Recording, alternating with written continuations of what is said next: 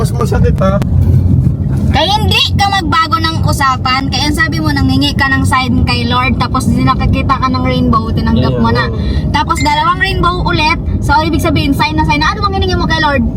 Ang i-dispatch sa kanan. Ay, dispatch sa daw-dong. Diyos ko ka. Kaya mo? Kaya.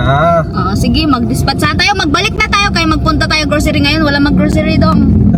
Ha? Kaya ipang simula ko na itong 5,000 pang grocery. Hindi na mag-grocery. Hindi na. Hindi.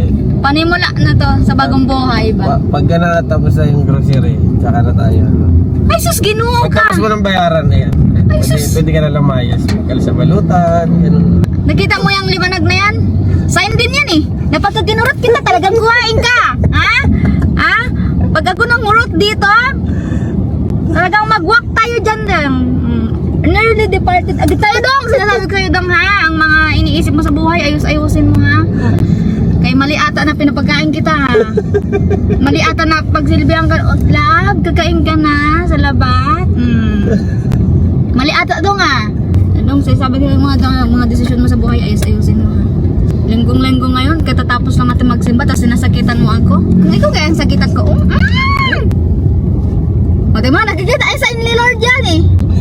Nakikita mo ng sign, di ba? Hanap ka sign, ayan, pang ilang sign na yan, Ngayon, magtakip-takip ka, makakita ka ng sign. Gusto mo rainbow? Unicorn ka ba? Ngayon, magtago-tago ka, maghanap ka ng sign mo, ayan ang sign. Mamaya natin pag-usapan pag Hindi na, Hindi na, sir. Ayan, kakapractice ka ng tulpo. Hindi, sir. Ako ang nagpagkain sa'yo nun, hoy. Hindi, sir. Ako ang namasahe sa'yo nun, hoy. Ganun yun? Ngayon ko at na Sunday, ito na ang sign na hiningi mo kay Lord, ha? Ayan, sign, liwanag,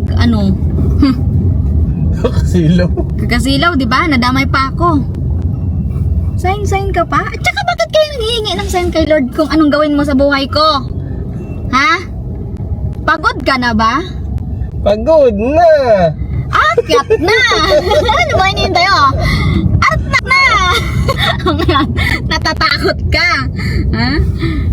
Kulit mo ha? Damay mo pa si Lord ha? Sabi ba naman niya guys? Nangingi daw siya ng sign kay Lord kung awang gawin niya sa buhay ko. Kaya nung nakakita siya ng rainbow doon sa amin, yun na daw ang sign. Tapos nakakita ulit siya ng rainbow sa fortune, dinalawa daw ni Lord. Kaya anong connection ko sa rainbow? Ha? Anong connection ko? Wala man akong connection sa rainbow, bakit mo ako i-connect doon? I-dispatch na raw. Okay, i-dispatch sa daw niya ako na parang isang damit. Ay, kaluoy, day. Diyos ko ka. Alam mo yung kaluoy? Hindi. Alamin mo. Sasabi ni Lord, arap na!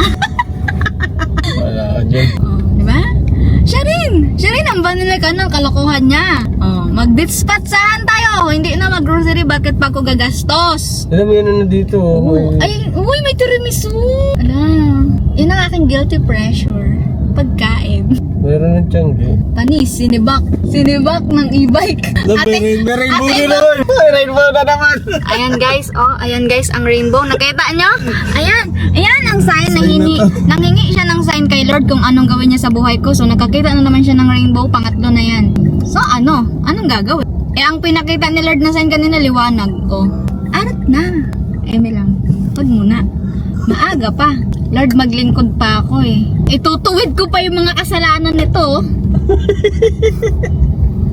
Ayun o, dispatch na to. I-dispatch sa mabalab ko eh. Huwag kang kukuha ng ng grocery ha.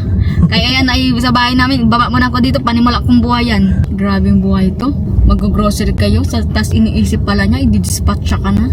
Kaya ang sakit-sakit. Lagay kita sa karton. Karton? Pag Pinoy karton, pag apaleta, gihirap ka. Walang parking. Kawawa ka naman. Ayun guys, nandito kami sa D-Mart. Mamamalengke kami ng panimula ko.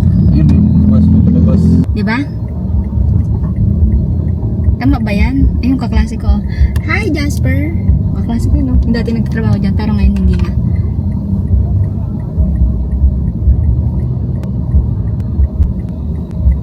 Hindi ka pwede dyan. Pagagalitan ka ng Baba na kaya ako.